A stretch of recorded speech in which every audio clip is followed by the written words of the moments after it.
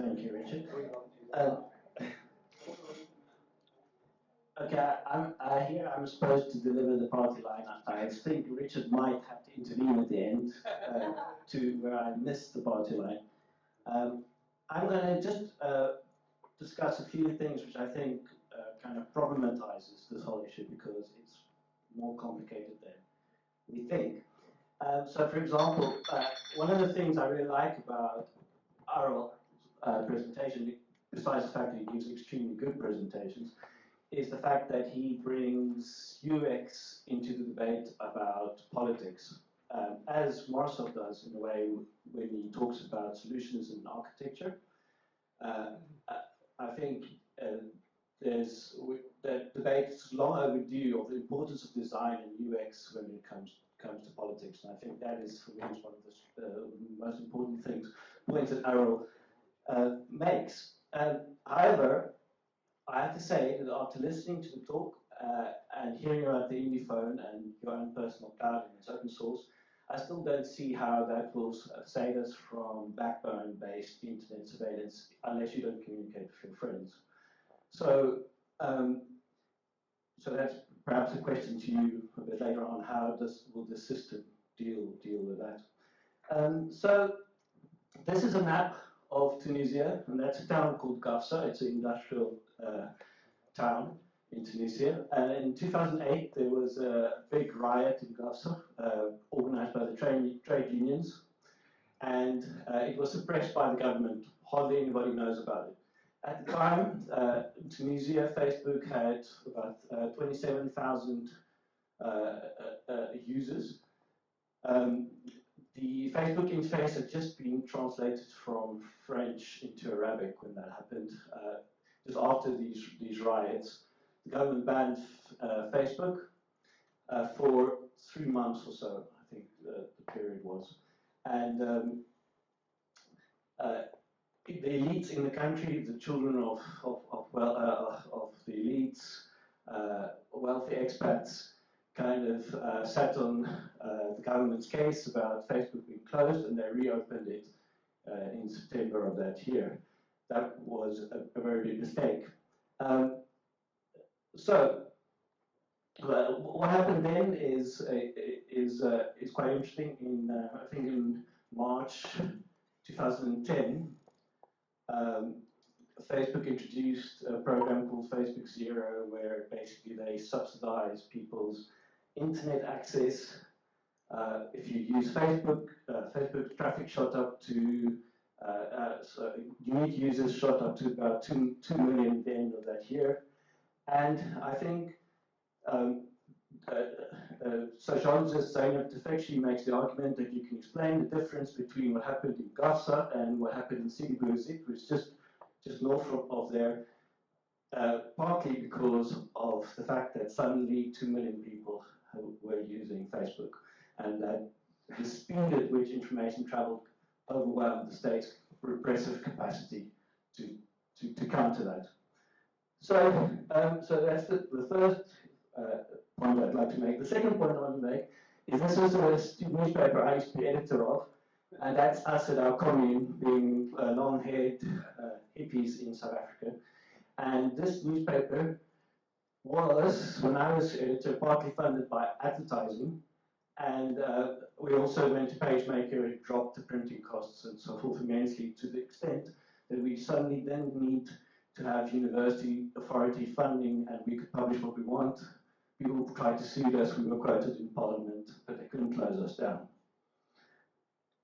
Okay, so Chomsky in Manufacturing Consent makes very, very salient points about the role of mass media in our society and how it kind of is, helps elites, helps the establishment, helps society perhaps.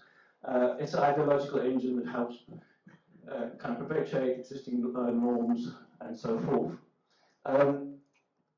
He identifies 5 filters where he says media plays an important role, or how consent is manufactured. And one of them he mentions advertising. Another one is that these companies are commercial.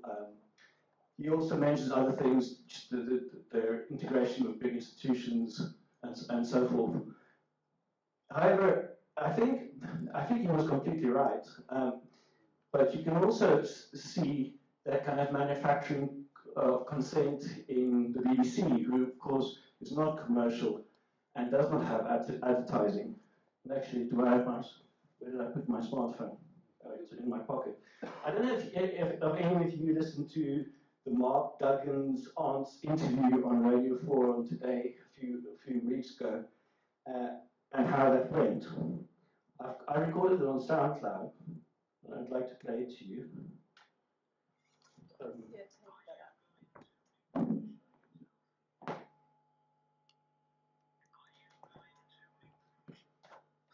you be amongst it? Are you going to meet the commissioner yourself? Will you be amongst those who talk to him? Not just yet. Why not?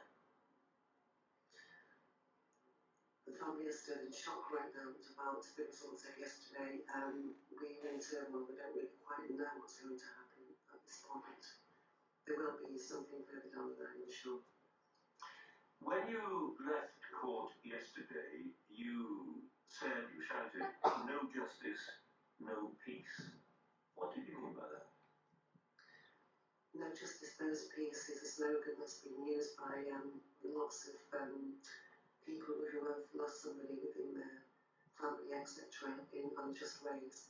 So it's just something that we say just in response to our struggle, really. But when you say no peace, it might suggest to many people that you want there to be more trouble that followed the death of Mark. No, that's not what it means. In a sense, it means that we will keep coming back. Okay, it goes on. It's quite interesting, but I'll just forward a bit. See, we're incompetent in the investigation from the beginning. So really, I think really this should be a retrial. We should go back to the IPCC to be re-investigated. Incompetent, you say? Yes, incompetent. Why would a retrial change that? Because whatever the effect of their investigation at the time, what the jury was able to hear were people being questioned, thoroughly questioned, and they reached their verdict on the basis of that questions and of those questions and the answers provided. And indeed, they shared some of your concerns about the Metropolitan Police Service and the Serious Organised Crime Agency, but they found unanimously that indeed he did have a gun.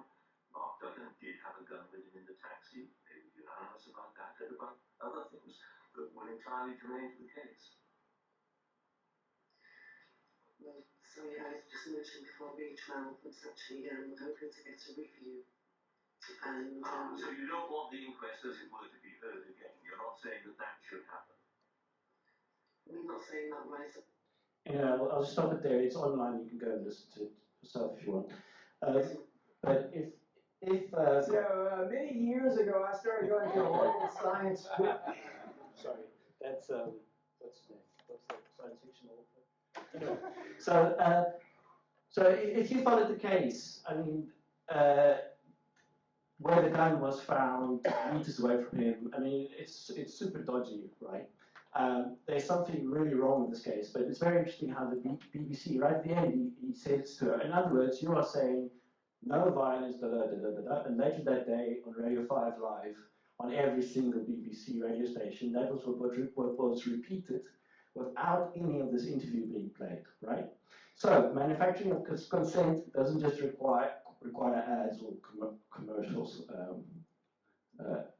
information by the media organizations. So does social media enable manufacturing consent? I think it's possible, but I think the evidence so far is that it doesn't. I think one of the reasons why women's voices are stronger than ever in society is because of social media. The BBC certainly hasn't ever brought that out. The press and the media certainly hasn't brought that out, and that's quite interesting. A study by Duncan Watts. He did the study called Who Says What to Who on Twitter. And it's basically, he categorized four different categories: celebs, media people, bloggers, and organizations or companies. It could become companies. Celebs had the largest followings. Media people posted the most frequently. Bloggers reshared other people's content the most often. And he says bloggers retweet others most, but the total number of URLs retweeted by bloggers is vastly outweighed by the number retweeted by ordinary users. So in other words, general people's voice, share of voice, is by far the biggest section of this kind of media, which is very interesting and something we should be very happy about. He also says, and this is worrying, I think this is something we really should worry about, that even though media outlets are by far the most active, only about 15% of tweets are received directly from media outlets. But then he goes on to say that there are an elite group of users, a kind of new hierarchy receives 50% of attention on Twitter is actually focused on these users. But they're not media people. It's a new kind of hierarchy, and that's something we need to watch very closely. Out of sight, out of mind. This is Google Trends for last year. For the blue line is Twitter, red is Vodafone, Verizon yellow, WhatsApp green, and as you can see, I didn't graph Facebook because it really skewed the graph, and you can see these lines at the bottom. But as you can see on Google Trends, the others are very not as visible as Twitter is. That's despite WhatsApp having twice the user base of Twitter and being valued by the market at a much, much, much higher rate, right? So over here on the other side, we have another graph which has got lots of telecommunications companies like Nippon, Vodafone, AT&T, Verizon, and then Twitter, Facebook, Google. This is their revenue, right?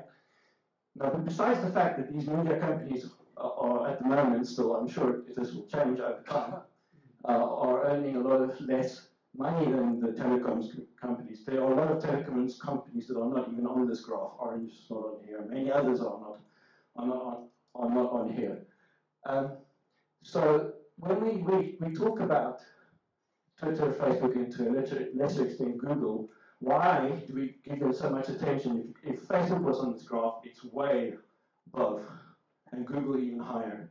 Why this focus on these companies which, compared to our capitalist economy, actually are quite small, right? It's quite interesting. And it's because they're public, and it's because it's about media power, and because media power matter a lot, right? So we heard that these companies sell us, but this is exactly what newspapers do. It's the same business model, right?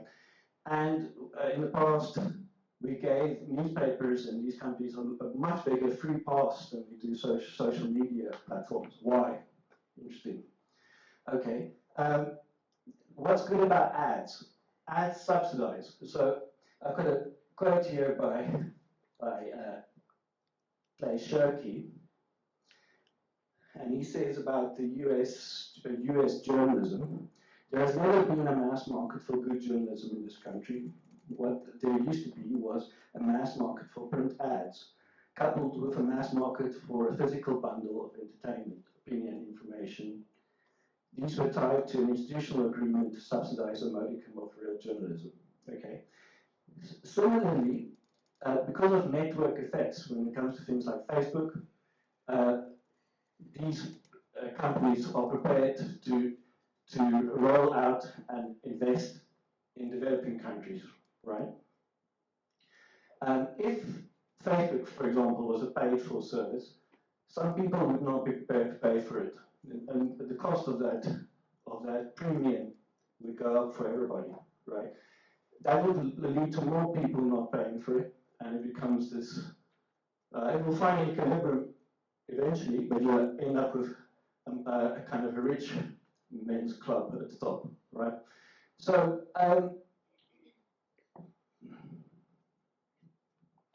Okay, so well, what about encryption? Well, actually, I probably need to make another point over here. Do I? Yeah, no, I'll just.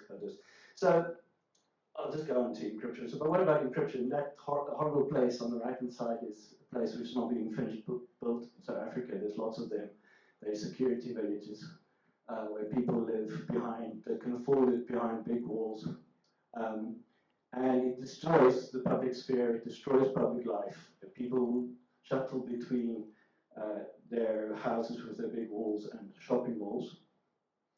And I think that's just where Arnold's point is really important, is that UX, user experience, it also matters with digital tools.